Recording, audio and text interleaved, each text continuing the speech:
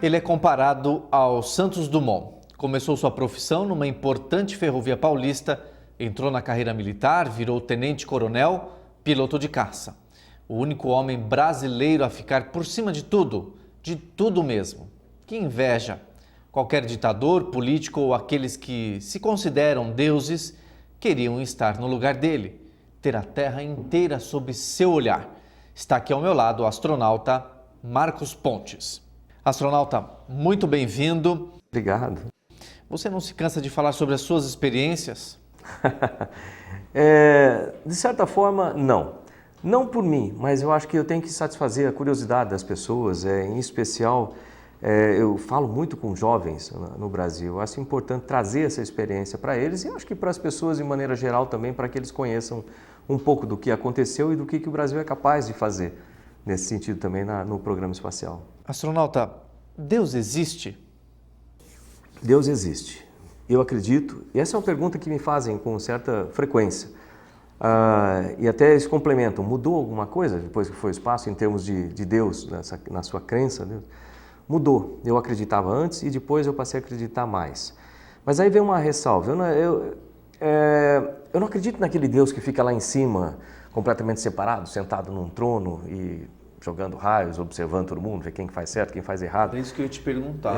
Não, sua definição de Deus. Eu não acredito nesse tipo de Deus assim. Eu acredito num Deus que está dentro de cada um de nós. Que é uma das coisas que você nota quando você está no espaço. Primeiro que você começa a ter noção de quão pequenininho que nós somos. Você começa a ter noção de você dentro do universo, né? Perto daquela Terra que parece enorme ali para a gente. Nós somos infinitamente, ridiculamente pequenos próximo da Terra.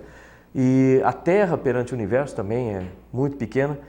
Mas tudo isso é parte do universo. Todos nós somos feitos da mesma coisa. Tudo é parte do universo. Se você for descendo, vai chegar em termos de energia, tudo é a mesma coisa. De repente te dá uma ideia interessante. Você fala assim, peraí, eu sou parte do universo. Todos nós somos partes da mesma coisa. Você pode chamar essa coisa de Deus, você pode chamar de universo. É esse tipo de Deus que eu acredito. Do que nós fazemos parte e Ele faz parte de todos nós. Isso muda certos conceitos, porque a partir desse momento, quando eu falo alguma coisa, eu agrido uma pessoa, eu maltrato uma pessoa, eu não estou maltratando uma outra pessoa, naquela separada que Deus está olhando, cada um separado assim. Estou maltratando uma parte de mim também. Então, é um sentido muito diferente esse, você vê a Terra como uma coisa só, vê o universo como uma coisa só e você inserido nesse processo. O que mudou na sua vida depois desta missão? Muita coisa, muita coisa. A minha vida eu posso dividir em 3 etapas, 4 etapas. A primeira etapa, civil, lá em Bauru, né, moleque trabalhando na rede ferroviária federal e etc. Aí eu entrei para a Força Aérea. Aí vem a segunda fase da minha vida, Força Aérea. Então fiz academia, fui piloto, fui engenheiro, piloto de testes, etc. Até 98. Em 98, quando teve o concurso público da Agência Espacial Brasileira para selecionar o primeiro astronauta, eu participei, fui selecionado. A partir daquele momento eu deixei as funções militares, em junho de 1998, e passei a ter só essas funções civis de astronauta. Muita gente confunde a função de astronauta com carreira militar. São coisas completamente distintas. E aí, nessa fase da minha vida foi maravilhosa, vamos dizer assim, muito trabalhosa também. Eu comecei lá em 98, fiz curso de astronauta, fiquei em manutenção operacional, aguardando a missão, até que eu fui escalado para a missão. Fiz a missão em 2006, voltei da missão. Hoje é uma outra etapa. Até aquele momento da missão, eu estava preocupado com o treinamento, estava preocupado em fazer as coisas direito exatamente na missão, mas hoje em dia eu tenho uma responsabilidade muito maior com o país do que antes. Hoje em dia eu tenho milhões de jovens que olham para mim e falam assim, eu quero ser igual aquele cara, ou eu acho que ele pode defender tal e tal conceito aqui dentro do país. Então, hoje em dia, além de astronauta, que eu permaneço lá em Houston, à disposição do Programa Espacial Brasileiro para outras missões, né? Posso ser escalado quando a agência quiser, eu espero que ela queira logo. E, além disso, aqui no Brasil, eu venho ao Brasil todo mês, né? Então eu moro em São Paulo também, tenho um apartamento em São Paulo. Eu sou professor convidado da USP, da Universidade de São Paulo, no campus de São Carlos. Lá a gente tem engenharia aeronáutica, o departamento de engenharia aeronáutica, lá com o professor catalano. Então, minha função lá é montar o curso de engenharia aeroespacial, para formar recursos humanos para o programa espacial.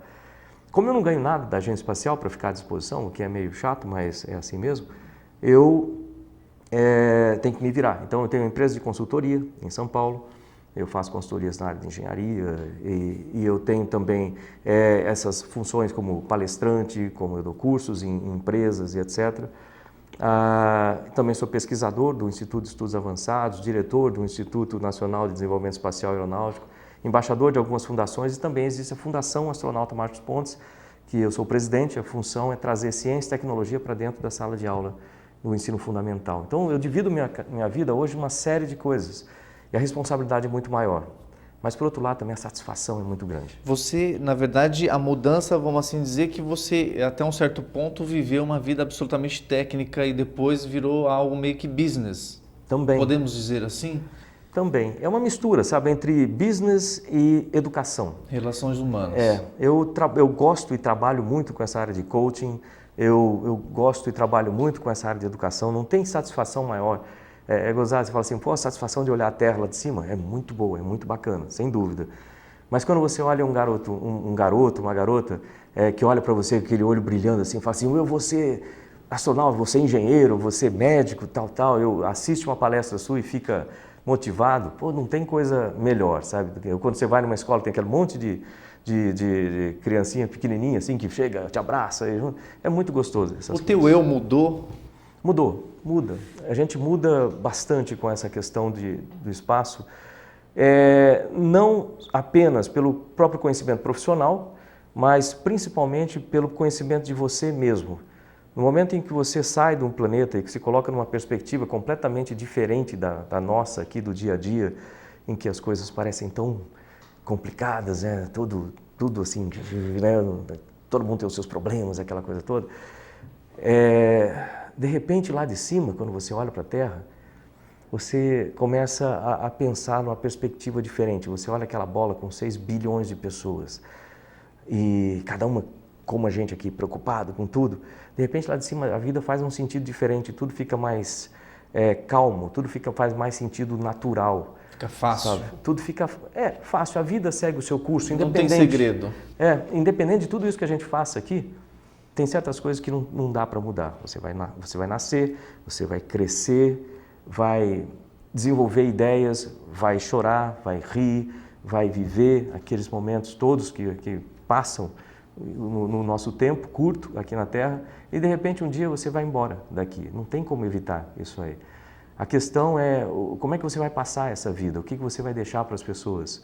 Eu não estou falando de casa, carro, nada disso não. O que você vai deixar de ideias, de coisas que você fez, de realizações, para que as pessoas olhem e falem assim, pô, valeu a pena. Então, acho que o melhor é você chegar no final da sua vida, naquele último dia, talvez assim, olhar para trás, todos e falar assim, pô, valeu a pena isso aqui tudo. Então, deixa eu aproveitar esse gancho e te perguntar, tivemos a morte do Gaddafi. Uhum.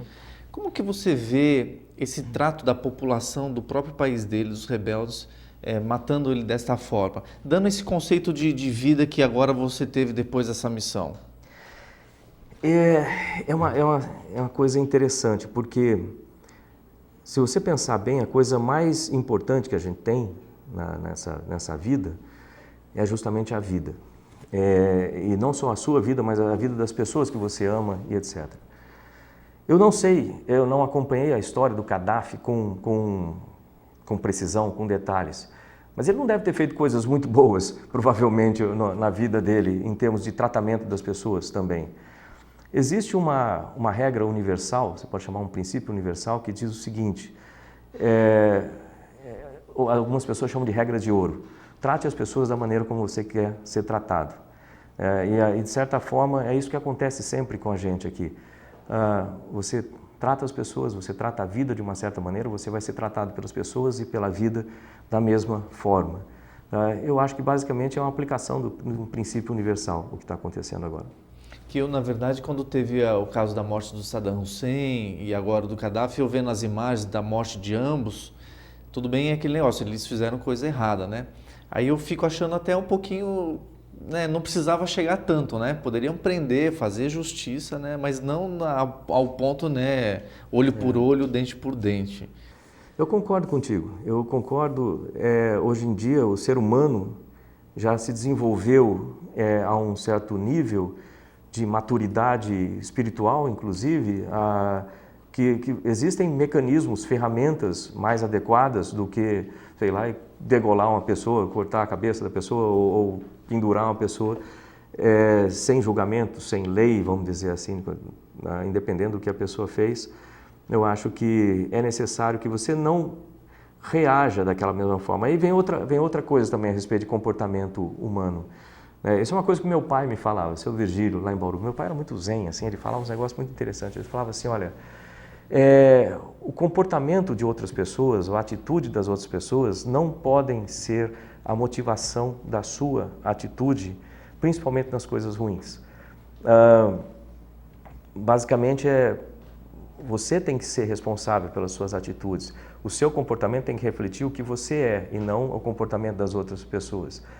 Porque geralmente é isso que acontece. Se você deixar cair no instinto mais animal do ser humano, lembrando de onde a gente veio, se você cair lá para baixo, a ideia é que alguém te dá um tapa ou você dá um tiro na pessoa. Então, existe essa escala de violência e assim por diante.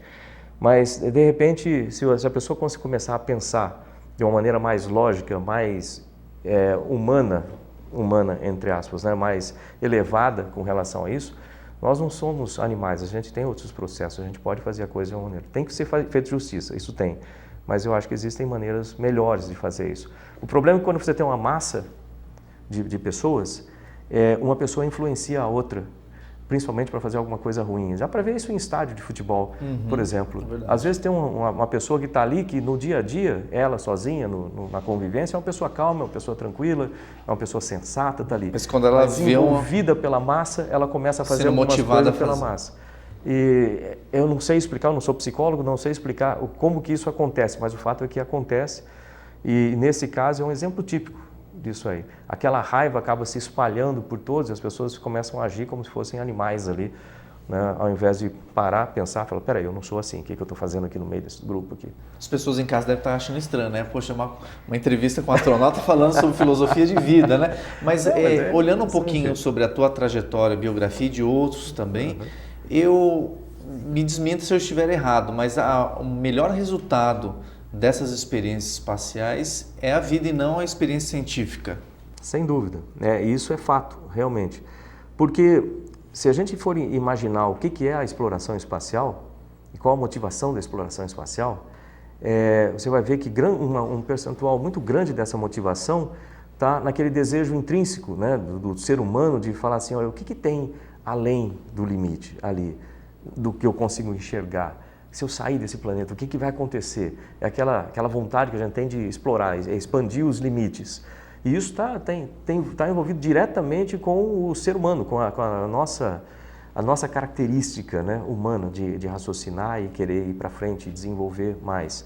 Então, quando você volta de lá, o que você traz, principal, não é simplesmente os efeitos, os resultados científicos, os resultados tecnológicos. Eles existem, sem dúvida nenhuma.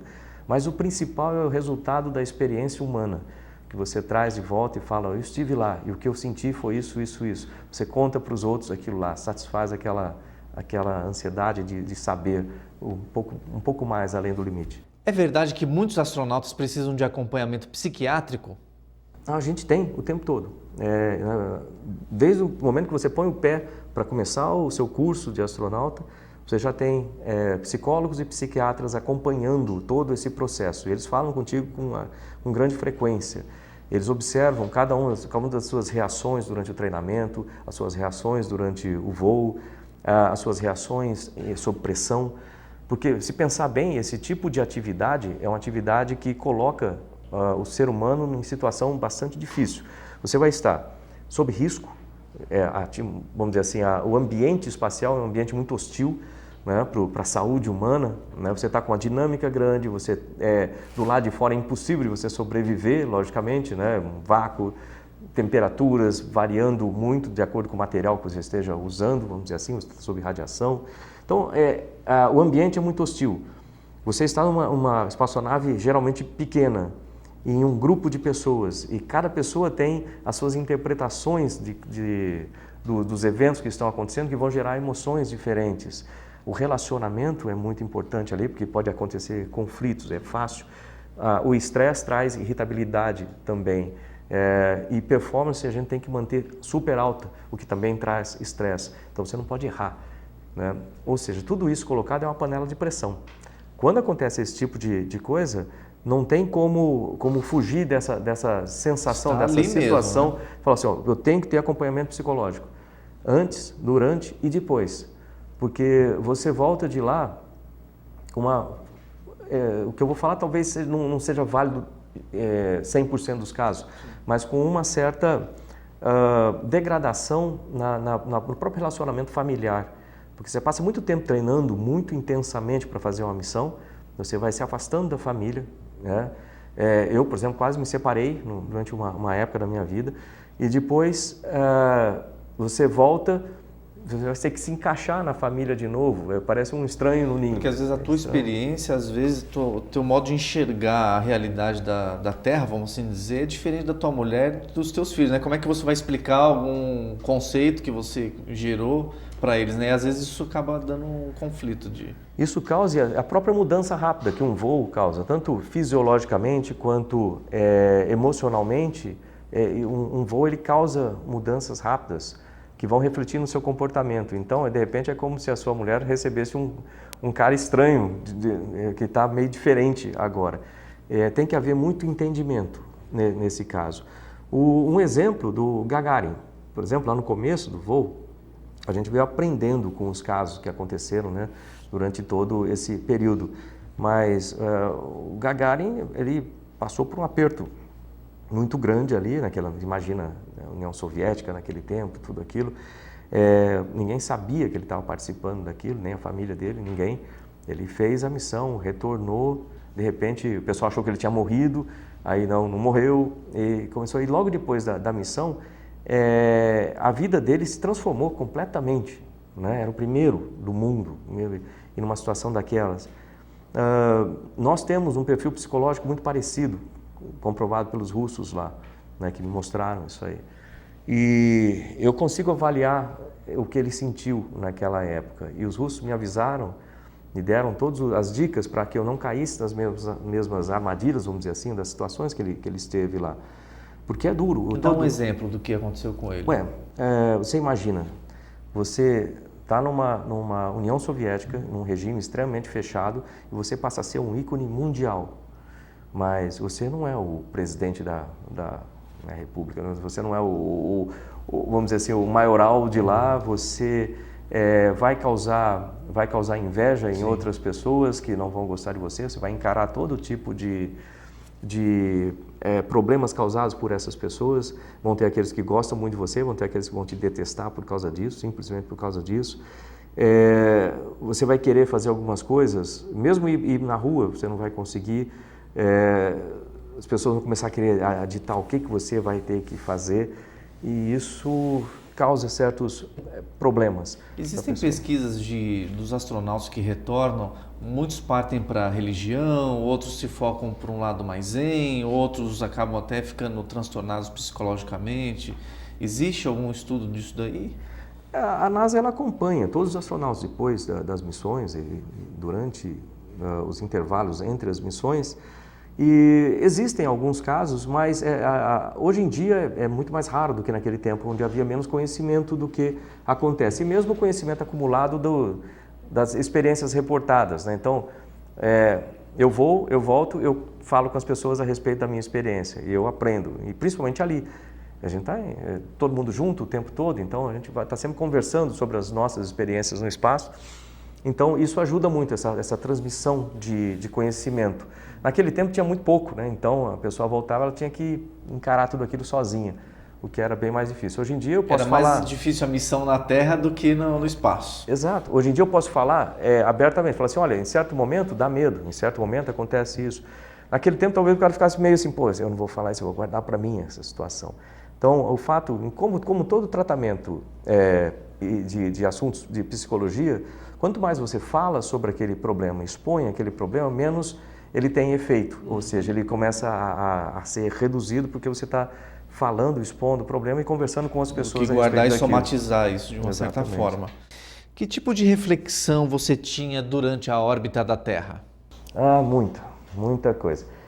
Tem que lembrar, só para colocar o cenário, assim, o dia lá é muito corrido, né, para a gente. Eu sou de equipe de manutenção, por exemplo. Então, a equipe de manutenção, nós somos responsáveis em, logicamente, montar sistemas, consertar sistemas, reconfigurar sistemas e deixar a estação pronta para outra expedição. Geralmente a gente vai na passagem de uma expedição de 6 meses para outra expedição de 6 meses. A gente tem 10 dias, 12 dias ali para colocar em ordem a casa. Então é muito corrido. Então a gente passa 18 horas por dia trabalhando que nem louco, vai para um lado para outro e faz isso, monta e às vezes fazendo alguma coisa sozinho, às vezes fazendo uma coisa em dupla. Tem experimentos para fazer, a gente dispara um experimento, vai fazer isso. Então o dia inteiro correndo. Aliás, dia é uma coisa meio estranha de falar no espaço, porque como você está em órbita, né, então você tem dias de 45 minutos, noites de 45 minutos, 90 minutos para fazer uma volta na Terra, então acontece isso. Mas cada período de 24 horas, a gente tem 18 horas trabalhando. Está focado naquilo. Focado naquilo lá e 6 horas para descansar. Você não consegue descansar 6 horas. Você está tão ativado ali com tudo, que você entra naquele saco de dormir, respira e está passando coisas na cabeça, Aí eu tinha uma janelinha logo em cima, assim, que eu abria aquela janelinha e ficava olhando para a Terra aqui do lado, encostado da estação, o céu do outro lado, uma visão maravilhosa. E isso vai variando, né, de dia e noite lá embaixo. É sempre uma coisa maravilhosa de você olhar. E aquele cenário ali te faz refletir muita coisa. Eu lembro que o azul da Terra foi uma das primeiras coisas que eu prestei atenção. Lógico, você olha para aquela bola enorme azul e eu lembrei muito dos olhos da minha mãe lá. Eu costumo falar isso e eu gosto de falar isso porque eu gosto de enfatizar a importância da família e a importância dessas pessoas na sua vida, aquelas pessoas que te empurram para frente, né? Então a minha mãe, ela lá no começo da minha carreira, quando eu era eletricista, aprendiz lá, quando os meus amigos falavam para mim, você nunca vai conseguir ser piloto, isso é coisa para filho de rico, você tá maluco, você vai ficar frustrado com isso. Minha mãe era aquela que quando eu chegava em casa, ela era italiana, brava, com aquele olhão azul, ela falava para mim, você consegue ser o que você quiser na vida, desde que você estude, trabalhe, persista e sempre faça mais do que esperam de você. Então, naquele momento em que eu vi a Terra, a primeira coisa que eu lembrei foi dos olhos dela falando isso aí. Então foi um momento muito especial esse daí, porque é importante você trazer de volta a consideração, o respeito por todas as pessoas que te ajudaram a ir para lá, a realizar um sonho. Mas aí você olha para aquela Terra, você pensa uma série de coisas, você pensa assim, olha, pô, ali embaixo, todas as pessoas que eu conheci, todos os sonhos que eu tive, tudo aquilo que eu vivi, todos os sonhos que eu tenho. Você faz uma releitura da tua vida lá. É como se você batesse no fundo do poço. É gozado, porque é o contrário do que as pessoas poderiam imaginar, você chegar lá e se achar grande coisa, porque eu consegui chegar aqui. Não, é diferente. Cai por terra todas essas questões. Sabe as pessoas arrogantes para chuchu? Aliás, meu pai costumava falar também uma coisa muito interessante sobre pessoas arrogantes. Ele falava para mim, nunca deixe a arrogância ocupar a sua cabeça. Pelo seguinte, a arrogância usa o mesmo espaço do conhecimento. De uma maneira simples, ele quer dizer o seguinte, é necessária humildade para você aprender mais. À medida que a pessoa vai ficando arrogante, ela vai deixando de aprender as coisas. E nessa hora ali você vê o porquê disso, porque ali você vê quão pequenininho que nós somos, quanto que todo mundo é igual, todo mundo é frágil em cima dela, é uma casquinha só desse planeta, assim. E diga-se de passagem, a gente cuida muito mal dele, não é uma casquinha só do planeta. Então, você olha para aquele planeta, você lembra das pessoas, você lembra do meio ambiente, de como a gente poderia usar melhor a nossa inteligência, né? Estou colocando entre aspas por querer, porque às vezes a gente fala, pô, eu sou tão inteligente, mas a gente não consegue cuidar de um planeta de uma forma que deveria, por exemplo. Você começa a pensar em guerras, começa a pensar em divisões, discriminação, tanta coisa que a gente tem aqui para dividir, é um planeta só. Você acaba achando que não precisa nada de partido político, não precisa de divisão, não precisa... Se todo mundo realmente fizesse a sua parte, primeiro cuidasse dos seus deveres para depois pedir os seus direitos, eu acho que a gente conseguiria viver muito bem. O problema é quando as pessoas começam a querer ter vantagens em cima das outras pessoas. E a partir daí as coisas começam a degringolar, e principalmente se ele consegue a vantagem no primeiro coisa, que isso vira um vício interno, começa a querer sempre estar ali, mas ele esquece que é um membro de um planeta só, é um membro de uma comunidade só. E imagina, se um asteroide viesse e batesse na Terra, Não importa em que posição você esteja, não importa Acaba quem com você é, de que classe social você é, vai junto, é tudo igual. Asteroide já caiu na Terra mesmo? Já. Já. Já. Aqui existem algumas crateras bem conhecidas, uma, por exemplo, nos Estados Unidos, sul ali, Arizona, naquela área do Arizona, se não me engano, tem nitidamente, você vê uma pancada e vários outros menores assim em torno. Porque para ele entrar na atmosfera, ele sofre uma degradação, né? Então o tamanho dele devia ser quantas vezes maior do que esse impacto? Aí é difícil de dizer, porque vai depender do material que ele é feito. Muitos deles têm muito material ferroso, mas muito, né, pesado, por exemplo. Ele consegue passar com uma boa percentual. E aqueles lá eram enormes, né? Cratera de 2, você imagina, uma cratera de 2 milhas de diâmetro, a coisa tem que ser grande para cair ali. E quando ele bate, o impacto é de milhares de bombas atômicas, né? Então aquilo ali no... Eu não sei o nome exato do local, mas no Caribe ali, existe essa teoria, né, que ali foi uma cratera do impacto de um asteroide bem grande e com isso que foi que deu o final dos dinossauros, o final de tudo aquilo lá. Então foi uma mudança geral na Terra. Você aceita essa ideia de que tiveram dinossauros? Ah, sim, sem dúvida. Você é a favor do evolucionismo? Eu acho que é a teoria mais lógica nesse sentido. Eu acho que é a teoria mais lógica. A gente observa que o nosso corpo evolui, que os animais evoluem de uma maneira que não é observável. Né, Big Bang? Fato. Também é viável. Eu acho que também é viável. Agora, existem esses estudos agora que o pessoal quer saber o que aconteceu antes, né? Aí eu acho meio difícil de você imaginar. Mas o universo não explica isso de uma certa forma? Você que acompanha bem isso, até o próprio nascimento de estrelas, de galáxias. E uma coisa que acontece na natureza, não sei se você já parou para pensar sobre isso, a natureza é completamente cíclica e ela repete padrões. Ela repete muitos padrões. Então, um padrão que você observa em uma coisa simples, em uma planta, por exemplo, você pode observar esse mesmo padrão para uma coisa muito maior. A natureza ela obedece padrões.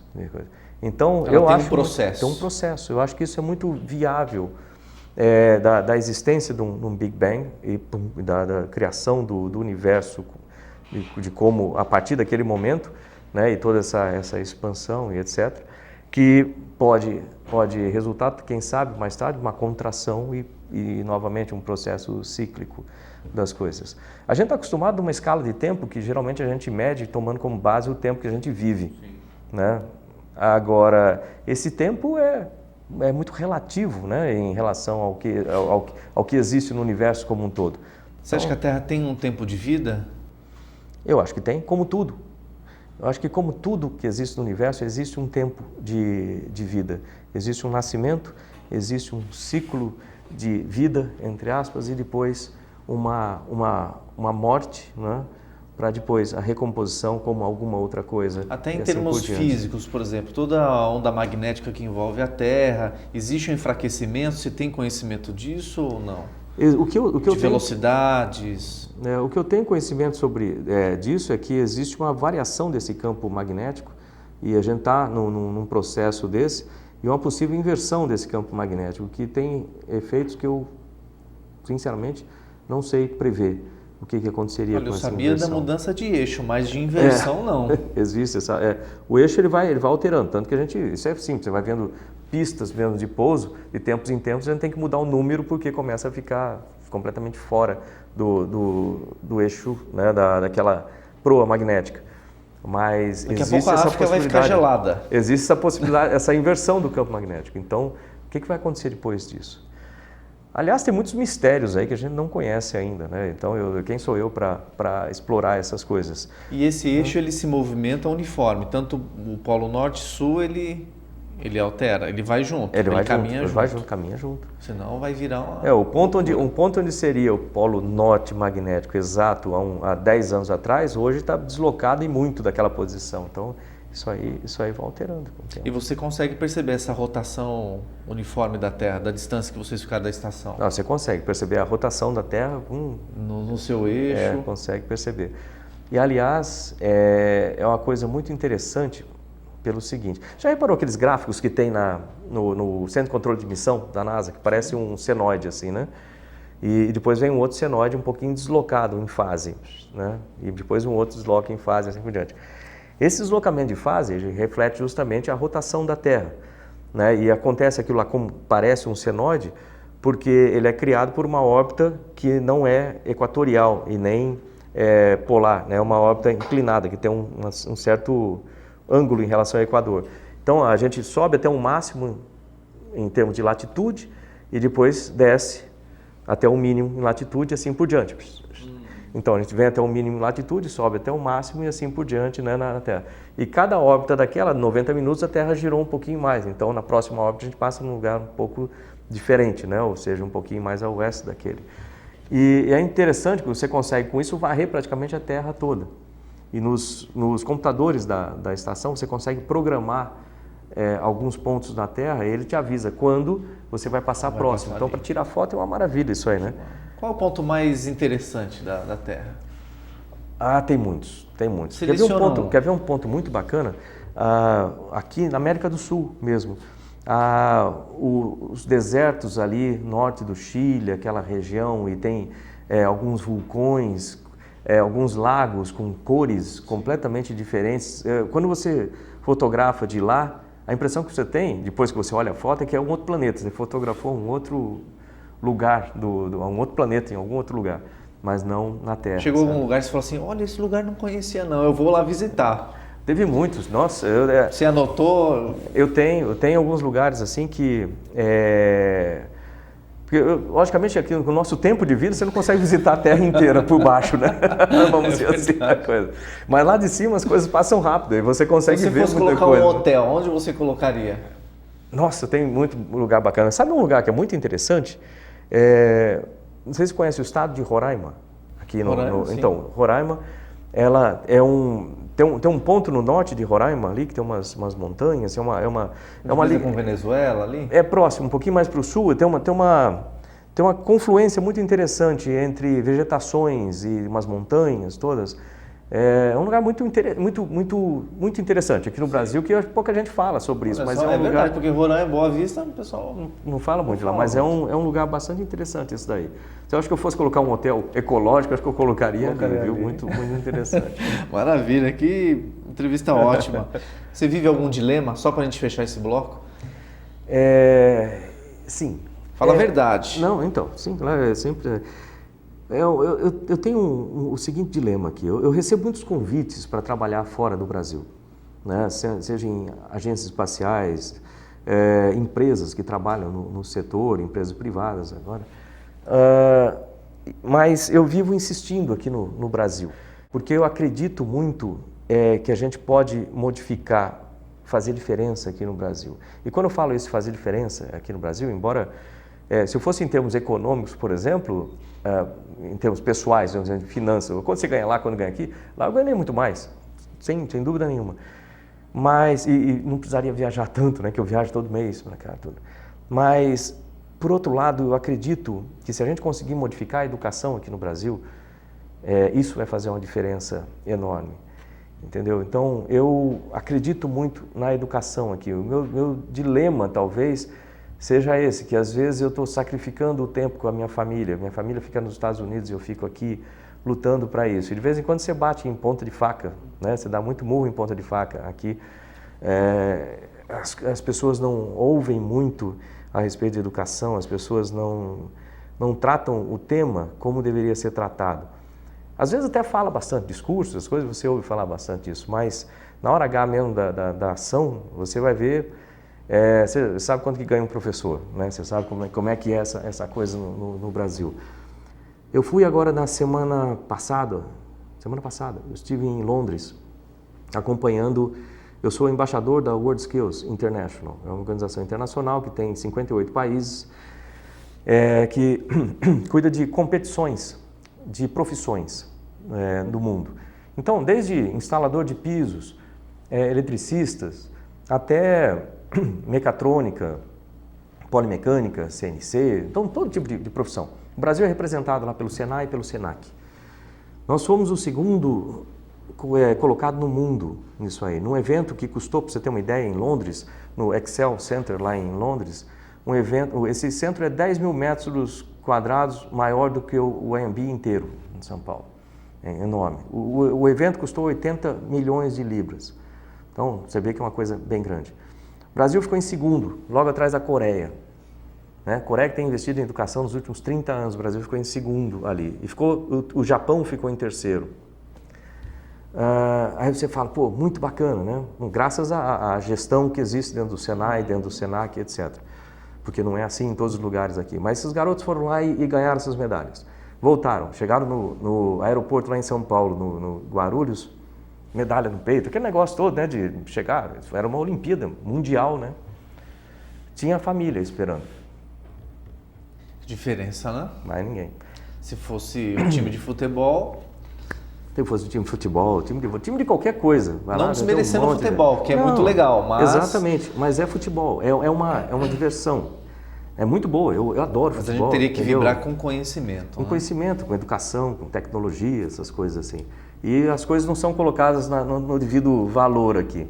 Né? Qual o valor que você dá, por exemplo, para vamos usar, já que a gente está usando de exemplo, um jogador de futebol. Ótimo, um ótimo profissional, ele se esforça muito para fazer aquilo, tem o seu talento, excelente. Qual o valor que você dá para um professor?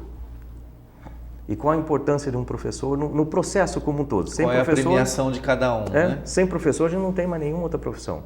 Diríamos então que Santos Dumont, o dilema dele era os aviões sendo usados em guerra. O seu seria educação. Seria educação sendo não prestigiada como deveria no país.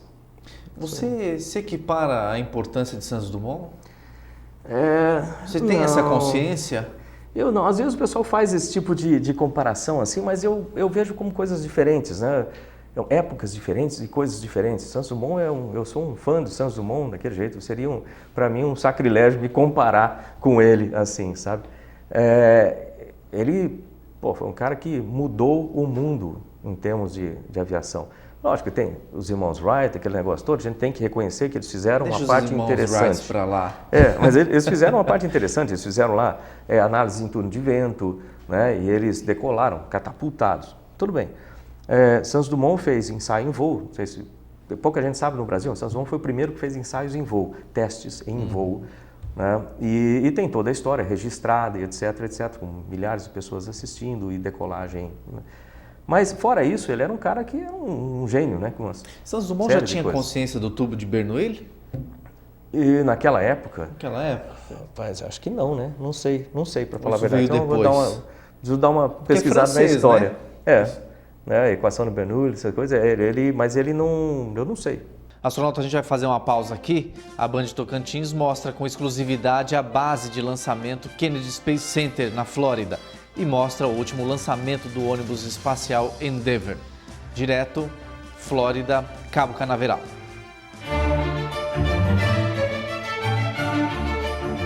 Agora nós estamos no Kennedy Space Center, em Cabo Canaveral, na Flórida.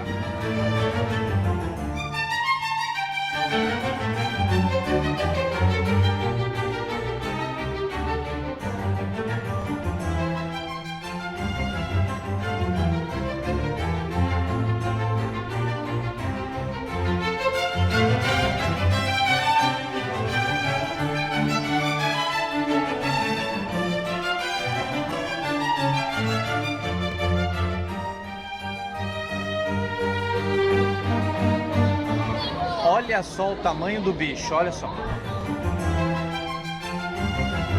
Esse aqui é o módulo de serviço e o módulo do comando, veja só. Ali a escotilha, a porta de entrada e saída dos astronautas. Esse aqui é o prédio de montagem, onde os técnicos fazem a montagem do ônibus espacial assim que ele chega. Dessa plataforma móvel que traz o ônibus espacial até o local de lançamento dele. E essa aqui é a pista por onde passa essa plataforma móvel. Ela é feita toda de pedra, justamente para amortecer qualquer tipo de impacto, para evitar um balanço maior. Nós estamos no ponto mais próximo da estação de lançamento do ônibus espacial aqui na Kennedy Space Center. Ao fundo a gente consegue avistar a plataforma e lá em cima o bico do tanque de combustível principal.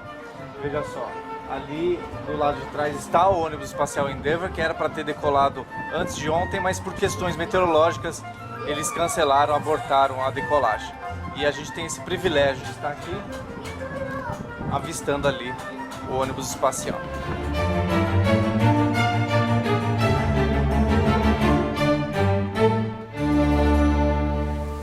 Este aqui, na verdade, na minha opinião, é um dos maiores símbolos da evolução da humanidade. Essa base de lançamento de foguetes nada mais é que a representação que na antiguidade as pessoas chamavam de Torre de Babel, onde a humanidade daquela época queria subir aos céus e descobriu que existe lá em cima. Na verdade, procurar onde está Deus. Essa aqui, na verdade, é a Torre de Babel dos tempos modernos, do novo milênio, do novo século. Isso que a gente vê aqui, na verdade, começou através de uma grande disputa entre os Estados Unidos e a antiga União Soviética. E dessa confusão toda, dessa disputa toda, o que resta, na verdade, é a evolução. O meu grande sonho era ir até a Lua quando eu era criança. Só que vendo isso tudo acontecer, eu acho que esse não é o momento para ir até a Lua. Tanta parafernália, tanta coisa para se fazer, tanto custo. A gente sabe que um dia nós vamos subir ao céu.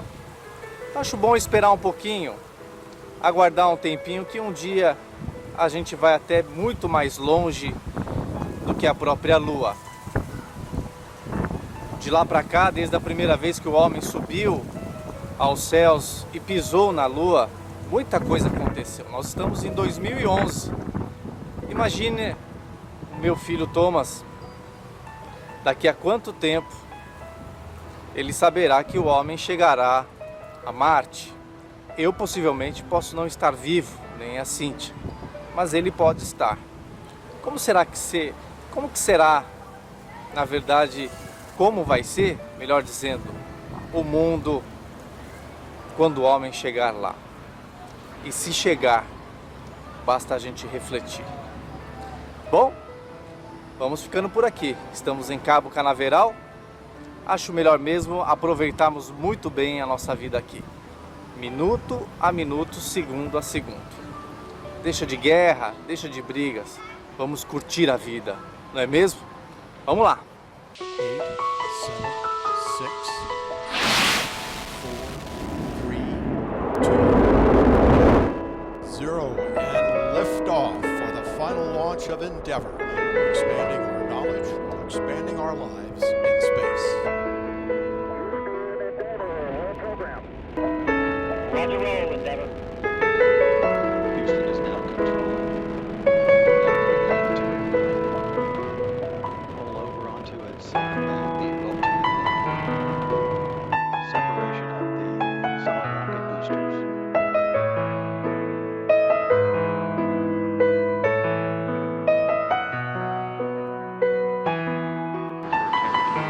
Spaceship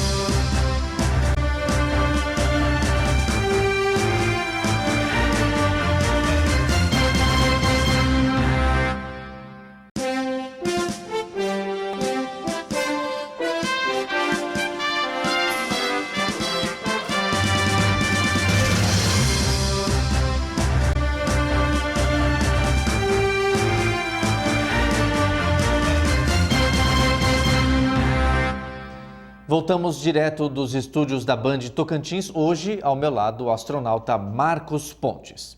Astronauta, qual foi o seu sentimento antes do embarque na cápsula? Momentos antes ali é uma mistura enorme, sabe, de sentimentos. Porque um pouco antes de embarcar, a gente tem todos aqueles procedimentos de preparação. Na verdade, vamos voltar um pouquinho antes, no dia anterior. Que a minha família ficou em Houston, eu encontrei com a família no dia anterior. Os russos me deram meia hora para me despedir da família. Nas palavras deles é exatamente essa, você tem meia hora para se despedir da sua família. E no sentido de despedir para valer mesmo, né? E essa é uma sensação muito estranha, né? Você imagina, você tem filho, né? Filho, né? Se você tivesse meia hora só para se despedir da sua mulher, do seu filho, dos seus filhos, o que você falaria para eles em meia hora? Né? É uma sensação esquisita aquela, realmente te faz pensar logo de cara ali. Aí depois eles saíram lá do hospital, eu fui fazer a preparação. Toda a preparação tem uma desinfecção geral do corpo,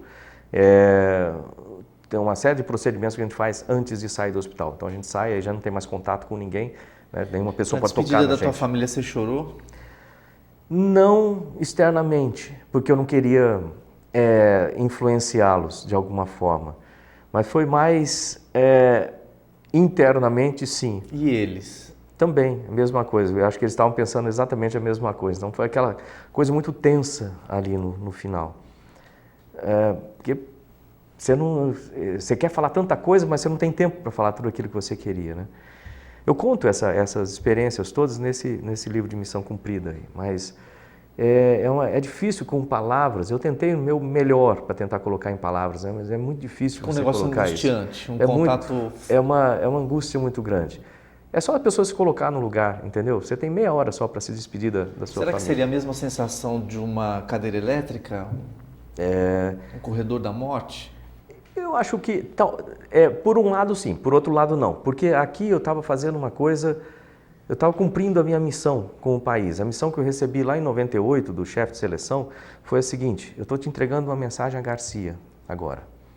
É uma missão pelo país e para o país, levar a bandeira do Brasil pela primeira vez ao espaço nas mãos de um brasileiro. Uma sensação, então, kamikaze. É uma sensação de dever cumprido. Sim. Aí você tem a sensação de dever cumprido, satisfação de falar assim, olha, foi muito sacrifício para chegar lá. A coisa é que às vezes a gente conta assim sobre a missão, parece que foi tudo muito fácil. Às vezes as pessoas falam, como é que você foi sorteado para isso? Né? Mas até chegar ao ponto de me qualificar para participar daquela seleção pública, foi muito sacrifício na vida. E a família teve que acompanhar.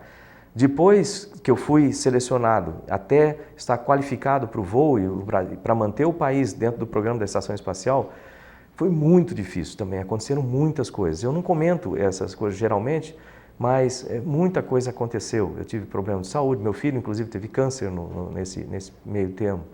Então, a vida foi muito difícil naquilo lá. Então, para chegar ali, não foi fácil, não foi realmente fácil. Por isso que eu fiz questão de colocar nesse livro da Missão Cumprida, toda essa história, para as pessoas lerem e falarem assim, poxa vida, não era exatamente. É a Missão Cumprida que tem isso aí. Isso aqui. Né? Nesse livro de Missão Cumprida tem todos esses detalhes. Aí chega naquele momento que você vai decolar, é uma mistura de satisfação, de falar assim, olha, eu estou cumprindo a missão que eu fiz que a promessa que eu fiz lá atrás, em 98. É uma mistura que você fica com medo. Todo mundo é humano, então medo vai aparecer sim. A questão é como você vai trabalhar com ele. Então, aparece o medo, que o ser humano tem medo de morrer, tem aquela questão natural de sobrevivência. Tem o medo de se afastar das pessoas que você ama. Por outro lado, você pensa no orgulho que essas pessoas estão sentindo de você. Você pensa no resultado disso para o país, não só em termos científicos, tecnológicos, mas o resultado em termos de autoestima, de falar assim, olha, nós temos um astronauta. Aliás, o Brasil é o único país do hemisfério sul do planeta que tem um astronauta profissional. Mas nenhum outro país tem um astronauta profissional do seu país, que carrega a bandeira do país no braço. Porque outros existiram, como o Carlos Noriega. Nasceu na Colômbia, foi para os Estados Unidos, se transformou em americano, né? Tem cidadania, aí entrou como americano e voa com a bandeira americana. Não voa com a bandeira da Colômbia no braço. Então, o Brasil é o único país que tem isso. E você poder falar isso aí, falar assim, olha, o meu país tem isso aqui, a gente consegue fazer as coisas. Quando você vê o rosto das pessoas olhando aquela decolagem, eu vejo sempre quando eu mostro esse filme, você vê que aquilo marcou muito. Quando eu aponto para a bandeira do Brasil e aponto para cima ali na decolagem, o que eu quis dizer ali é que estávamos indo juntos para cima. Nós vamos mostrar imagens, a gente tem imagens da decolagem, todo o processo. Desse momento, né? Então, eu apontei com 2 dedos, justamente para dar essa noção de juntos. Se eu apontasse com um dedo só, não dá a noção. Então, estamos indo juntos para cima. Essa que era a ideia. E ali... Você disse para os seus filhos na hora, papai vai voltar? Eu não lembro exatamente isso, mas eu lembro do seguinte, uma coisa que eu falei para eles foi assim, olha, faça sempre o melhor de você. Faça sempre o melhor de você. Se eu voltar ou não é a consequência, mas faça sempre o melhor de você. Aí quando você voltou...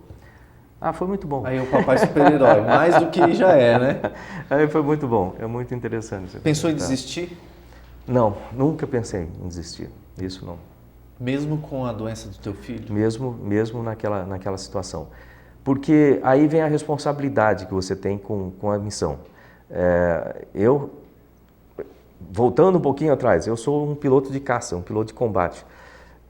Em essência, eu fui criado assim. Ou seja, quando você dispara uma esquadrilha com pilotos de combate para atacar um país, para atacar alguma coisa, ou para defender o país com outros aviões chegando, você não espera de jeito nenhum que aquele piloto no meio do caminho, a hora que veja o problema, o inimigo, ele vai virar e desviar e fugir de lá. Então eu fui treinado para isso. Eu saio com o foco no objetivo ali, eu vou chegar lá e cumprir o objetivo. Não importa a dificuldade. É isso que a gente chama de entregar a mensagem a Garcia. Durante o lançamento, o senhor tem algum controle sobre a máquina? Tem. Vamos diferenciar o ônibus espacial e o foguete. Mas nos 2 casos são semelhantes, nesse caso aí.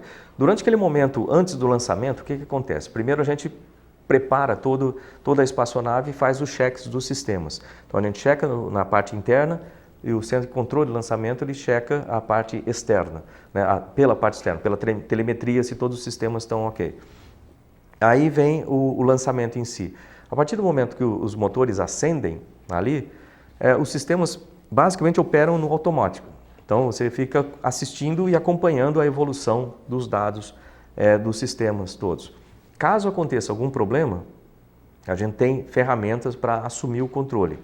No caso do ônibus espacial, esse controle é um pouco mais parecido com um avião, porque ele tem asa e etc. No caso da Soyuz, esse sistema é basicamente a separação da cápsula do restante do foguete, que vai explodir, vai cair em algum lugar, por isso que a gente tem que calcular toda uma rota de segurança, né, em torno da trajetória, para que quando ele caia não matar a gente embaixo. E agora a gente vai ter um controle de separação, que parece que serve aquele foguetinho, não sei se o pessoal já notou que em cima do foguete tem um foguetinho, que ele tem a função de extrair justamente a cápsula, né, do problema ali. Agora, mesmo antes da eliminação do tanque de combustível, vocês ainda, no caso de emergência, conseguem ter controle? Consegue, mas... De inclinação? Consegue, mas a gente não pode assumir o controle. Teoricamente, a gente tem, vamos supor, o ônibus espacial, você tem cada um dos manches assim, você pode pressionar por 3 segundos aquilo ali, pum, piloto comandante assume, passou a ser manual. Mas até 90 segundos é proibido, porque nós não temos velocidade de reação suficiente para amortecer, amenizar o efeito da onda de choque no transônico, passando pelo veículo. Ele vai causar oscilações, se você olhar os elevons, eles ficam o tempo todo lá manobrando para reduzir as cargas aerodinâmicas em cima do veículo no transônico. O ser humano não consegue ter essa velocidade para reagir. Isso é feito nesse pelo veículo. computador. É feito pelo computador. Então, 90 segundos depois que você passa do transônico, aí é a hora que, como especialista de missão 2, dentro de um ônibus espacial, eu tinha essa função de, 90 segundos, controle livre, significa que a partir daí a gente pode assumir. Pode assumir, mas teórico, no seu caso aconteceu isso ou não? Ele foi... Não, foi tudo normal. Foi tudo bem. Tudo normal, porque assumir significa voltar naquele momento ali. É sinônimo mesmo? de voltar. E eu tinha na Soyuz, na filmagem, não sei se o pessoal consegue notar, mas eu estava com a mão esquerda entre as minhas pernas aqui. Porque existe um comando na Soyuz, no painel da Soyuz aqui, que tem uma travinha em cima, é um comando mais ou menos desse tamanho, como se fosse sei lá, um joystick daqueles mais modernos, assim, Sim. sabe? Que tem um T de interruptores, e ligado por fio. Esse comando, ele serve para abortar a decolagem em vários estágios, de acordo com várias panes. Então, você liga aquilo, tem que olhar a situação que você está, e segundo a situação, você vai selecionar um dos casos ali. E pode ser, por exemplo, que você vai se separar do foguete, vai acionar aquele foguetinho, pode ser que você vá simplesmente se separar do estágio, né? E depois você consegue comandar, naquele mesmo sistema, você consegue comandar o rolamento da cápsula, né? Que isso faz com que, como o eixo aerodinâmico, o plano aerodinâmico, onde fica o ponto do CA ali, centro aerodinâmico, é diferente do centro de gravidade, então ele fica no mesmo plano, mas é diferente. Então, com o rolamento você consegue comandar um pouquinho, se a cápsula chega mais longe, chega mais perto, mas é muito pouco. Existe alguma distância da Terra que você pode abortar? Existe um padrão, né, na decolagem, em cada um daqueles lá você pode abortar e vai ter um certo procedimento e vai cair em algum lugar. Quando chega no espaço, a partir de um certo momento, a gente chama de abortar para a órbita. Okay. Que você separa, você sabe que você não vai conseguir mais completar a missão, mas você vai fazer uma órbita e reentrar. Aí a preocupação é para a reentrada, né? A preocupação é reentrar. Mas eu tinha esse comando comigo, porque nos testes que a gente fez, nos simuladores todos, eu que consegui reagir mais rapidamente àquilo lá. Então, mas a maneira como a gente achou de fazer isso, porque tem 4 segundos para reagir, na maior parte delas, ligar e reagir, era muito difícil para abrir aquilo, puxar, olhar e comandar. Então, o que eu fiz? Deixei ele desligado, logicamente, com a capa protegida e na minha mão, nas pernas. Por isso que eu usava só a mão direita naquele momento, que eu estava com a mão esquerda com esse equipamento de emergência. A saída da Terra ela é toda feita com muita pressão ou não? A inércia te ajuda você tem deslocar, ter menos peso? Você tem uma aceleração grande desde o começo, que você decola. No momento em que acende aqueles motores, a vibração do foguete é tão grande que chega a trincar o esmalte dos dentes, né, alguns dentes.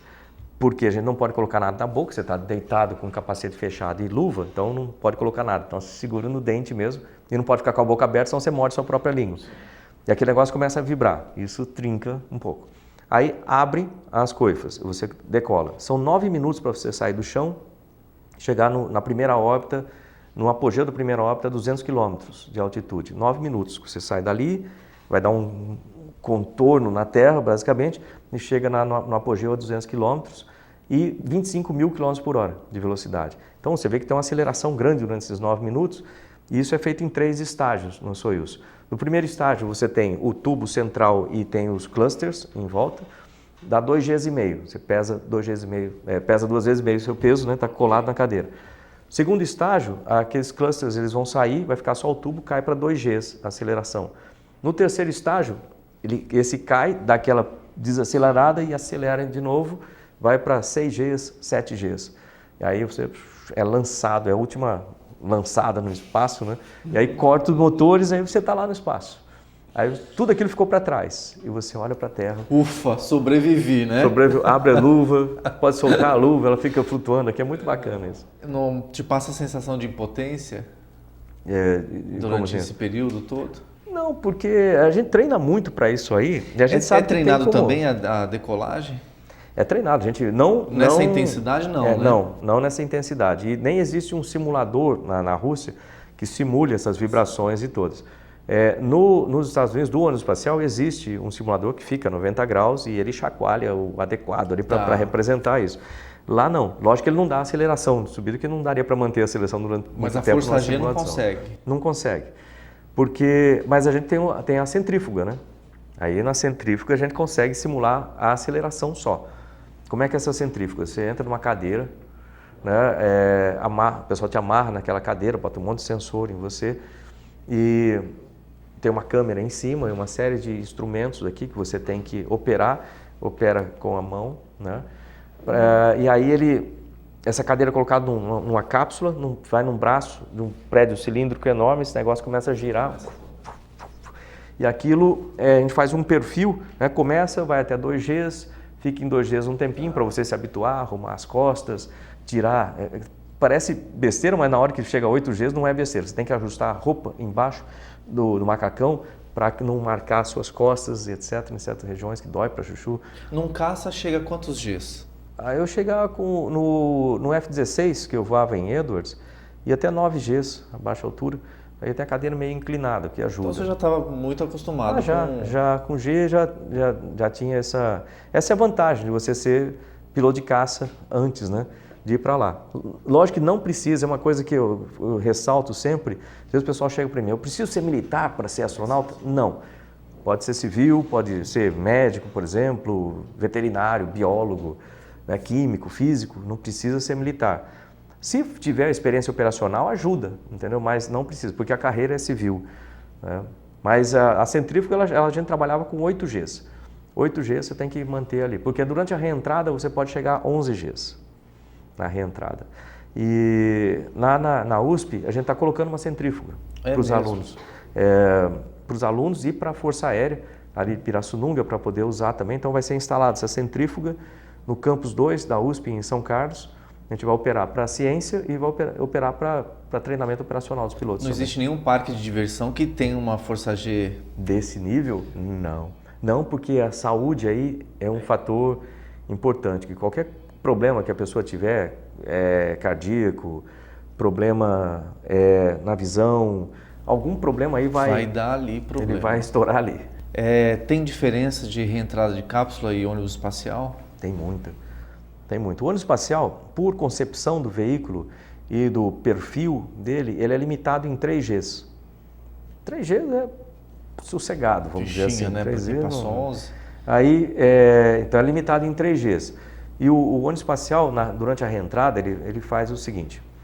Primeiro, ele vai fazer, da mesma forma, uma queima de reentrada, ou seja, ele vai de ré, vamos dizer assim, desacelerar. É isso que eu não consigo entender na reentrada. Porque, pensa bem, no espaço, no nível que a gente está voando, você não tem resistência aerodinâmica. Então a aerodinâmica ela não funciona, não serve para nada. Então você pode voar assim, pode voar do jeito que você quiser, né? Tá ali. Não tem arrasto. Não tem arrasto, uma coisa girando lá em torno da Terra. Aí o que acontece? Você coloca ele numa certa posição e começa a fazer uma queima retrógrada. Por que a gente faz assim? Porque o único foguete que a gente tem com capacidade disso, ele tem a saída para trás. Então por isso que a gente vai de ré. Se tivesse um que tivesse saída para frente, a gente podia ir de frente mesmo. Então a gente, para reduzir a velocidade, reduz a velocidade. Aí depois que reduz a velocidade, a gente faz uma manobra de ajustar a posição, né? Ficar com o nariz para frente e fica com 40 graus de ângulo de ataque. E vem com esses 40 graus. É importante esses 40 graus porque a gente tem proteção térmica no ônibus espacial só na barriga, né, e na borda de ataque das asas, mas não na parte de cima. Então vem com esses 40 graus. Aí chega no céu. Lembra que o ônibus espacial não tem motor, né, que nem um avião. Antes de você reentrar, qual é a velocidade que ele está normalmente lá em cima? Porque a impressão que a gente tem aqui da Terra é que ele está parado lá. Não, ele está com 28 mil km por hora, geralmente. E a estação espacial também? Também. 28 mil km por hora. Por isso que qualquer manobra de acoplamento ou desacoplamento tem que ser feito com muito cuidado. Porque, embora os dois veículos estejam a 28 mil km por hora, você imagina como dois veículos com um vetorzão enorme, né? uma seta enorme de 28 mil km de comprimento. Se você inclinar 1 grau aqui, lá na ponta desses 28 mil, vai dar uma componente gigantesca. Então, qualquer alteração angular causa uma velocidade de aproximação lateral muito grande. Então, você tem que tomar muito cuidado com essas manobras próximas ali de acoplamento, desacoplamento e etc. Tudo tem que ser feito com muito cuidado, muita cautela. Aquilo que a gente vê na televisão, tudo bonitinho, aquela coisa serena, um encostando no outro, é uma coisa delicada, tem alta velocidade ali. Tem que ser bem delicado. A velocidade de aproximação, embora os dois estejam a 28 mil km por hora, ela é pequena, ela chega a 0,15 metros por segundo. Quer dizer, você tem que calcular a velocidade de aproximação em referente ao objeto. Isso, e a gente tem radares que vão medindo essa velocidade o tempo todo, então a gente aproxima com 0,15, geralmente metros por segundo, para fazer o acoplamento e afasta também com 0,15, desacoplamento. Aí 2 órbitas para checar sistemas, depois tem essa parte toda, queima de reentrada, aí vem com 40 graus no caso do ônibus espacial. Aí, mas se você tem que manter 40 graus, como é que você faz para corrigir, isso está num planador, para corrigir, eu tenho que pousar lá em Kennedy, a 6.400 km do ponto de reentrada. Como é que eu faço para corrigir o adiantamento, o afastamento, se eu tiver para ganhar ou perder essa energia? Não dá para baixar o nariz, senão o plasma sobe e acabou. Então, a única maneira é você inclinar o vetor sustentação. Tá aqui, eu inclino, então eu reduzo o componente de sustentação vertical, significa que eu vou cair, vou chegar mais curto, né? Mas só que quando eu faço isso aqui, eu começo a fazer curva para um lado e eu quero pousar lá. Ou seja, uma hora ou outra eu tenho que retornar.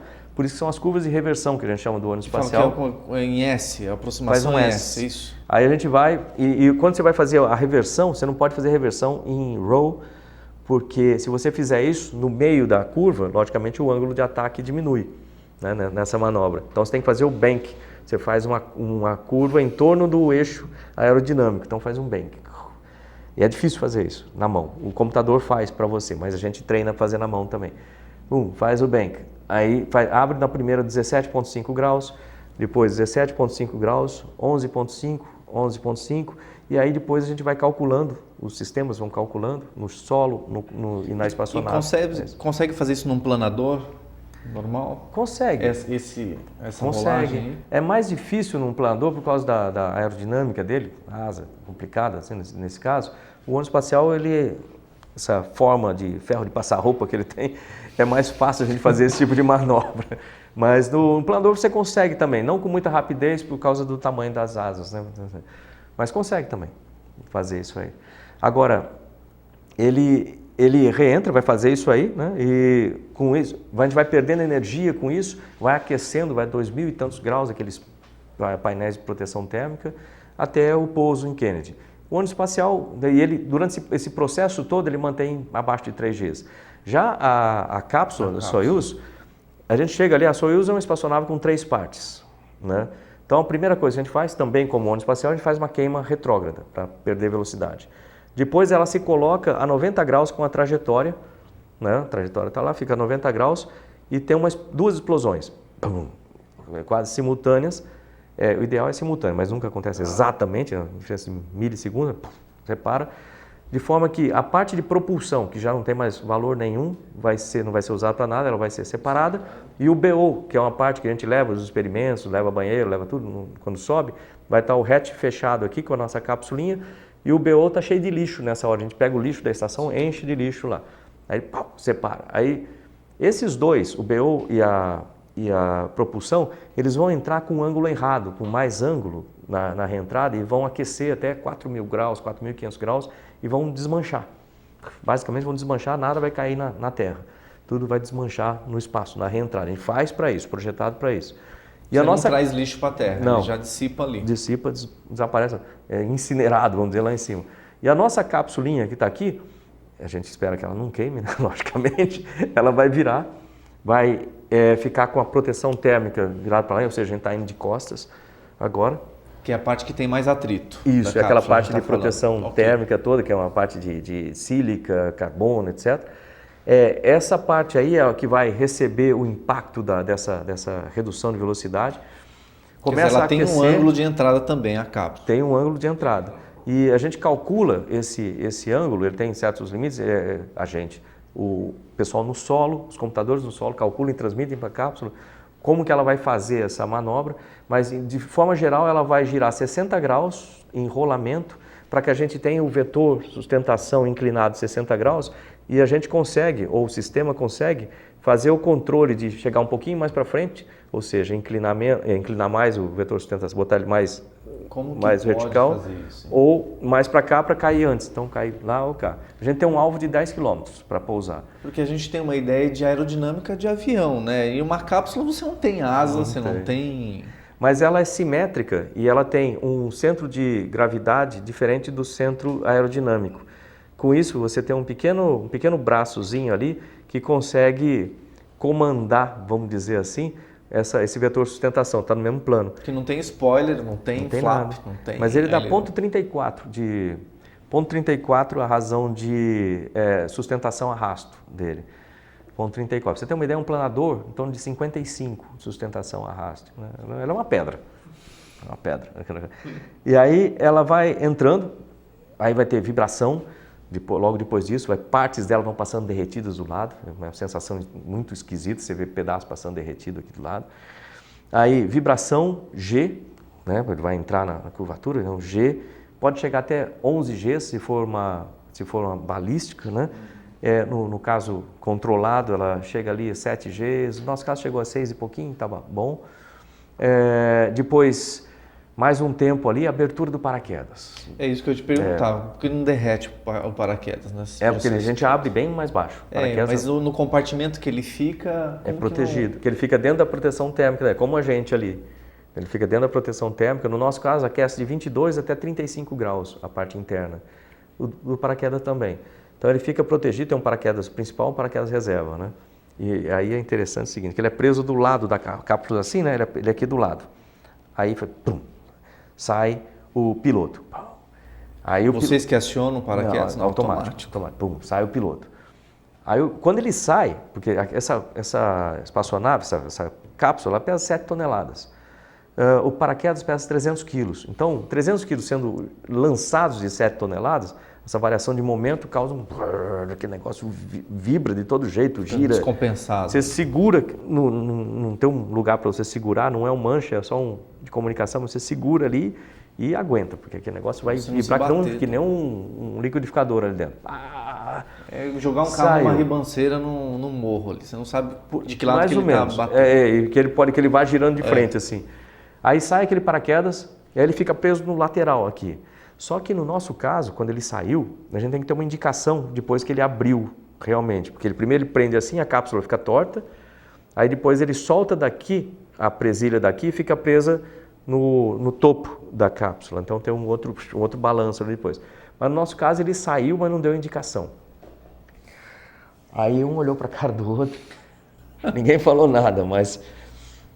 Se não continuasse a abrir, a final da missão ia ser breve e não ia ser bonito. Rapidinho, né? Aí ia ser que nem o Komarov quando aconteceu o acidente dele lá. Já aconteceu esse tipo de acidente, né? Um olhou para a cara do outro. Todo mundo sabia do problema, mas ninguém comentou nada, porque não há nada que a gente possa fazer. Mas ele estava aberto, o piloto. Ele estava aberto, mas podia estar encharutado, alguma coisa que não deu o tranco. Demorou alguns segundos. Alguns demorados segundos, tipo 10 segundos, 15 segundos, até que ele acionou. Aí a gente... E aí dá um indicativo no painel. Aí deu um indicativo, aí acendeu. E ele foi e pousou. Uma pancada no deserto do Cazaquistão com 50 km por hora. É isso que eu ia te perguntar. Qual é a força do impacto? 50 km por hora e você tem que estar muito bem encaixado na cadeira, porque se estiver um pouquinho fora, você quebra a clavícula na parte de metal ali da cadeira. Lembrando que você volta 1 polegada maior do espaço. A coluna distende lá. Então, você tem que se encaixar acolchoado, a poltrona? Não, é ferro. É um metal, né, alumínio na verdade, e você tem uma proteção em cima de fibra que fazem o tamanho das suas costas. Mas é só isso aí. Não tem nenhum estofado. Não, por isso que tem que acertar bem o macacão atrás para não ficar um negócio te pressionando ali no G. E aí quando você tem que estar muito bem encaixado para não quebrar o pescoço e não quebrar a clavícula. Agora, sabe que eu tenho essa imagem, né? Essa imagem da reentrada, a nossa é a única que foi filmada até hoje. Pois é, eu procurei na internet várias imagens, não acho reentrada de Mas cápsula. eu tenho, eu passo para você. Poxa. Eu passo para você a nossa cápsula entrando, você vai ver as 3 bolas de fogo, eu estou na primeira e tem as outras ficando para trás. Você vai vê-la. Então, todo mundo é retirado da cápsula carregado, não existe ninguém que saia andando.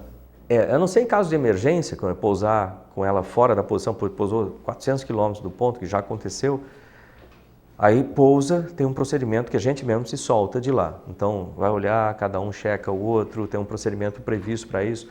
Aí o comandante que está aqui no meio, lá no meio da cápsula, a gente ajuda ele a sair, sustenta as costas dele, ele vai abrir o hatch, e ele vai sair primeiro, vai olhar como é que está lá fora, a gente vai ajudar ele a sair e depois ele vai ajudar a gente a sair. Por que os helicópteros demoram tanto para chegar até a cápsula? É uma coisa agoniante para quem está assistindo de uma câmera dentro do helicóptero. A aproximação não tem como chegar muito mais rápido, porque dá a impressão de que tem que tirar vocês logo de lá. Não, no nosso caso eles chegaram rápido, eles chegaram assim, no nosso caso aconteceu o seguinte, quando a gente estava a 200 metros do chão, o helicóptero avistou, que eles ficam circulando próximos da área de pouso. A cápsula, quando ela vem com o paraquedas, tem uma antena que fica esticada no cabo do paraquedas, num daqueles cabos, que vem dando sinal de posicionamento. Pum, a gente chama, é como se fosse um grito de uma gralha, é o barulho que dá no rádio. É aquela radinho do interior que a gente precisa chegar de avião de qualquer jeito, sintoniza ela. Isso, e eles ouvem esse quiau, quiau, quiau, quiau, quiau, quiau, é um barulho estranho na rádio. Então eles conseguem apontar para lá. E lógico, a telemetria vem acompanhando também. Então eles vão procurando, de repente eles veem um paraquedas. Aí os helicópteros começam a circular próximo para checar se está tudo normal e pum, pousa.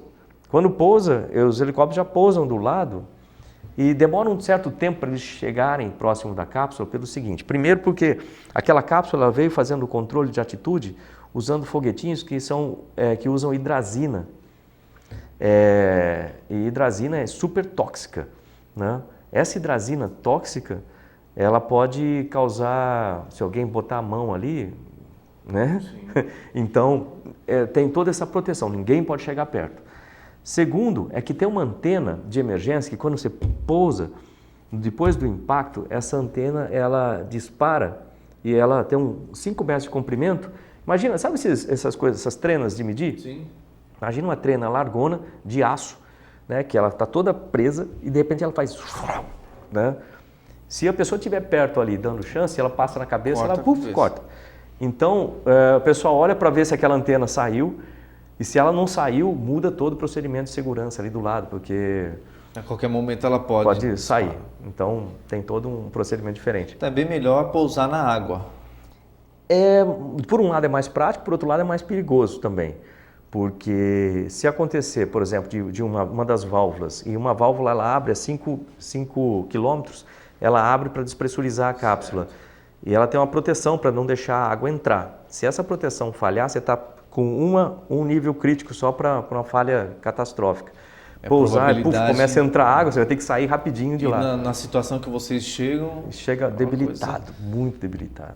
Não existe uma maneira melhor de reentrada? Na tecnologia atual, ainda não. Ainda está complicado, por causa dessa perda de energia muito grande. Então, por enquanto, ainda não. E lembrando, só que eu falei chega debilitado, a gente tem muito esforço fisiológico lá no espaço, né? Então, você está com radiação, nível de radiação alto, mas você não vai sentir isso aí. Perda de densidade óssea, esse é um problema, que você fica com osteoporose, você não pode dar bobeira, senão você quebra ossos muito fácil. Ossos importantes, coluna, por exemplo. A tonicidade muscular vai praticamente a zero, você está fraco, está desidratado, fraco. Aí tem outras coisas que acontecem, tem variações cardiovasculares, variações do sistema imunológico, sistema hormonal. Então por exemplo, eu e o Valério voltamos com alergia, né? Então, alergia, até hoje a gente tem essas alergias que vêm de vez em quando. Isso aqui é vitiligo também, sistema imunológico. Eu e o Valério também ficamos com isso. Alergia a quê, por exemplo? Varia. De vez em quando eu tenho alergia a café, de vez em quando a chá, não sei de que tipo. Vai mudando. Alergia à terra. Às vezes dá hemorragia no ouvido. Olha só. Porque a alergia dá no canal do ouvido externo também, dá hemorragia. Que o labirinto é muito comprometido aí, né? Mas isso é no ouvido externo só. Então, na pele do ouvido externo, dá essa irritação e sangra.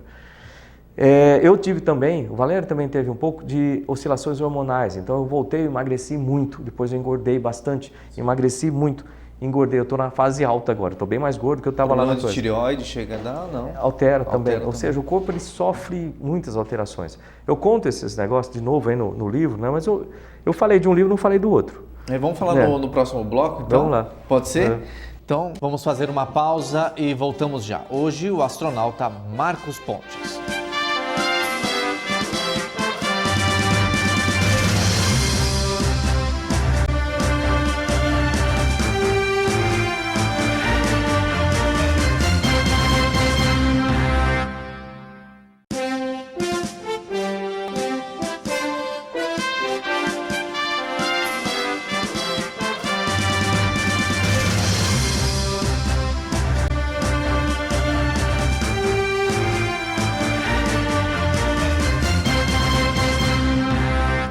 Recebemos aqui o astronauta Marcos Pontes. Todo o processo dessas missões é semelhante à da Lua? A parte delas são. Nós aprendemos muito com aquelas missões da Lua.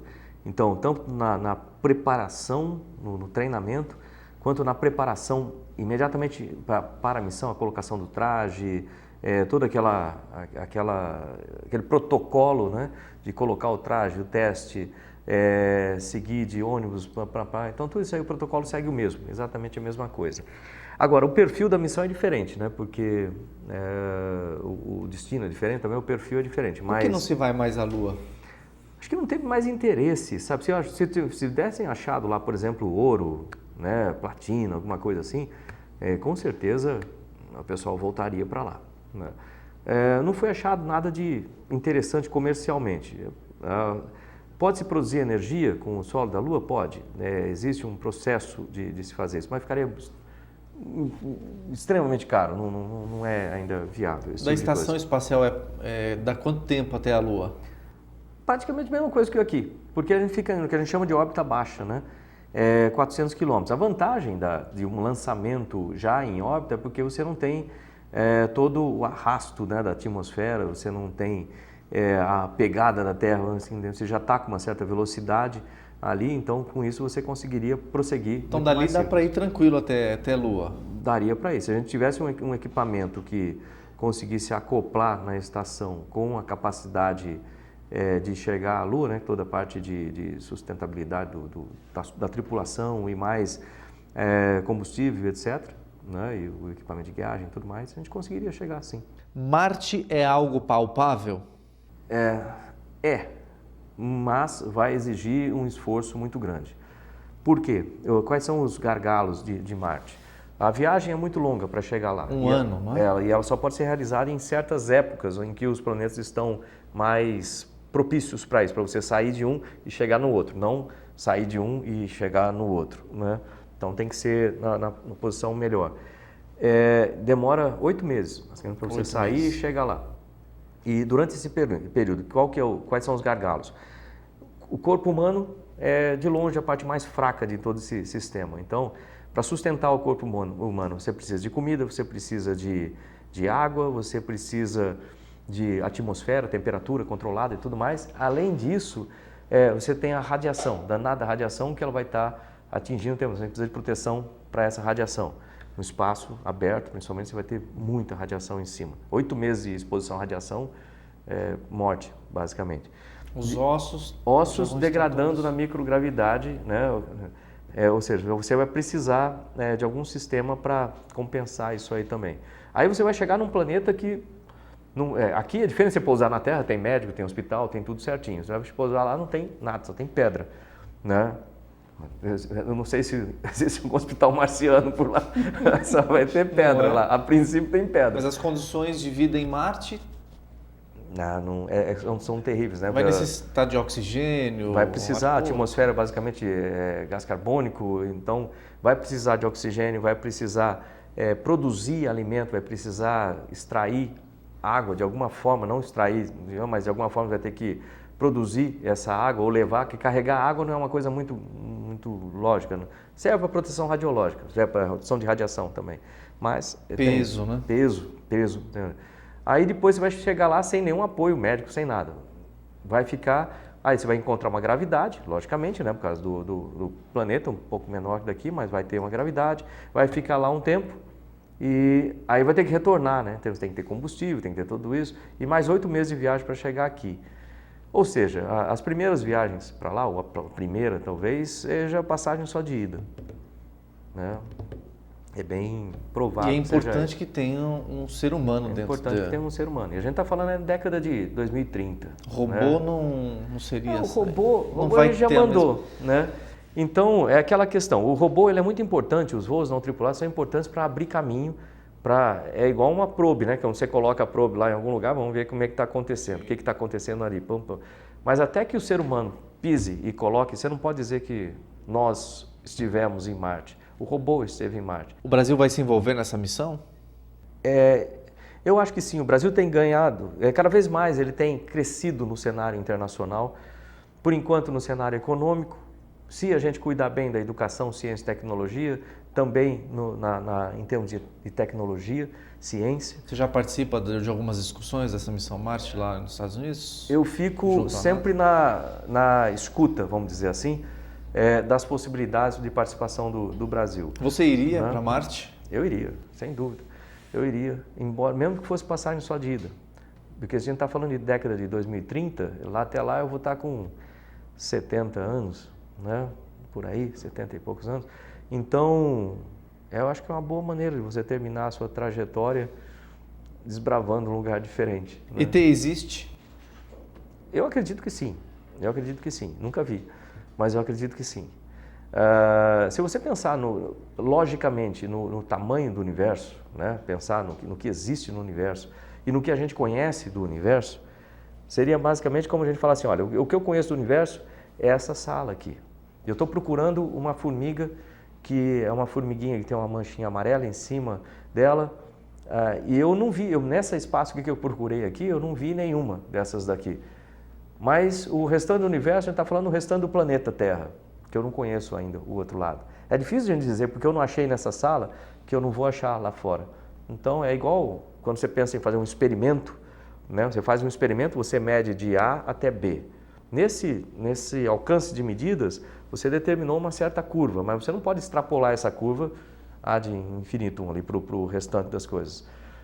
Seria cientificamente incorreto fazer isso. Então a gente não pode, pelo fato de a gente não ter achado ainda nada que sustente o fato da existência de vida extraterrestre, e demonstrado exatamente na nossa proximidade, no universo conhecido aqui, que a gente tem esse alcance, e não pode falar que o restante do universo não tem. Seria muito improvável não ter mais nada, a gente está sozinho Mesmo no diante universo. de todas essas limitações humanas de reentrada na atmosfera da Terra, toda essa dificuldade, isso te transpassa, por exemplo, essa alta tecnologia que os extraterrestres teriam, por exemplo, para romper essas barreiras com muita facilidade, que as pessoas falam, fui abduzido, não sei o quê. Eu penso da seguinte forma, não necessariamente uma vida extraterrestre vai ter as nossas mesmas limitações. Inclusive pode ser baseado em outra coisa que não carbono, né? Pode ser baseado em outro tipo de substância, pode ter necessidades e limitações completamente diferentes das nossas. Então, por que não? Eles podem existir em outra forma, em outro modo, em outro lugar, né? Agora, isso me faz sempre lembrar uma frase do Stephen Hawking, que é muito interessante nesse sentido. Ele fala assim, olha, aliás, né, o cara é demais nisso, né? Ele fala assim que, pensa bem, se existe uma civilização com tecnologia avançada o suficiente para viajar zilhões de quilômetros e chegar aqui, né, num tempo de vida normal, significa que essa civilização é muito mais avançada que a nossa, correto? Correto.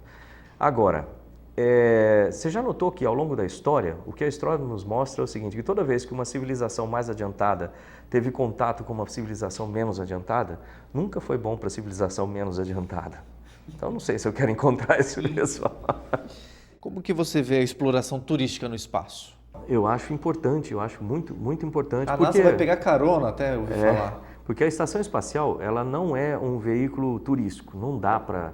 Cada vez que a gente está ali, trabalhando, né, nós somos astronautas profissionais, nós estamos trabalhando e tem um turista junto, embora seja muito bom em termos econômicos para quem vende a passagem, mas para o nosso caso ali, atrapalha um pouco esse tipo de coisa.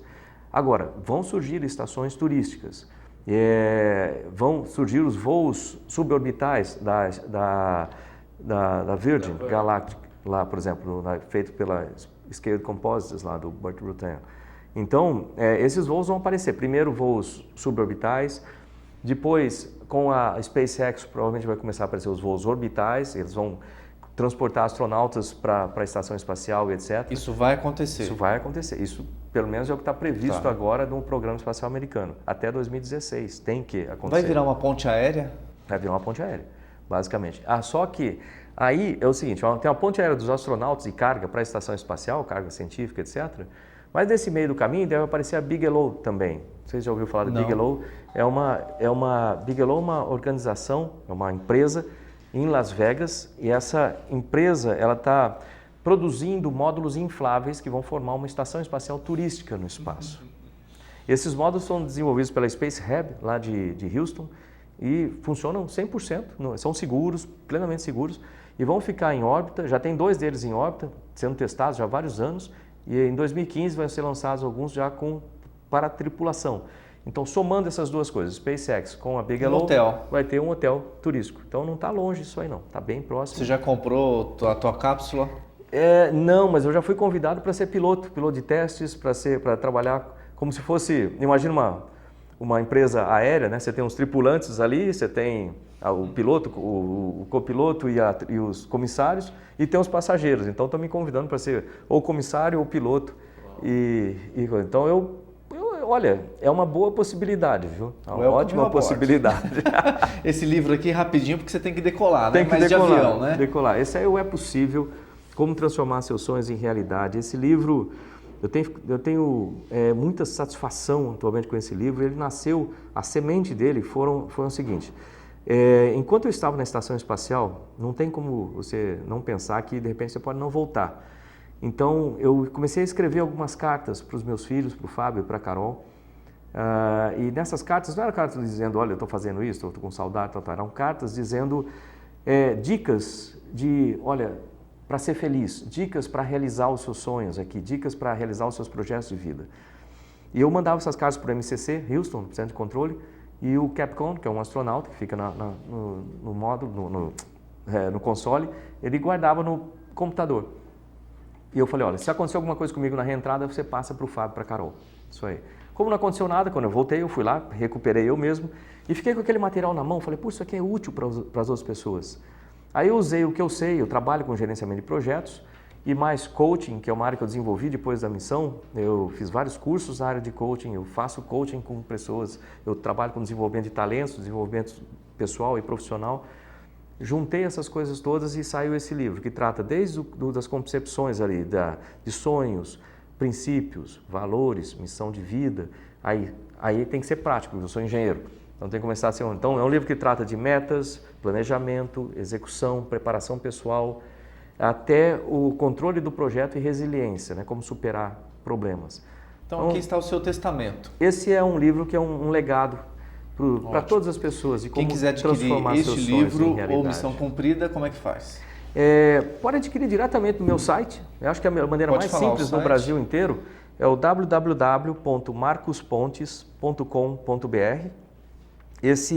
No site existe um link que vai para a editora manda para mim, eu assino e eles despacham pelo correio para o Brasil inteiro. Maravilha. Muito obrigado. Eu que agradeço. Valeu, hein? Valeu por vocês. A gente fica aqui. Nossa entrevista exclusiva com o astronauta Marcos Pontes chegou ao fim. Mas fica a lição. O mundo é pequeno e nós também. Não perca seu tempo em fazer o mal. Invista seu talento, suas aptidões para o bem. Fernando Hessel da Terra, Band, jornalismo com credibilidade.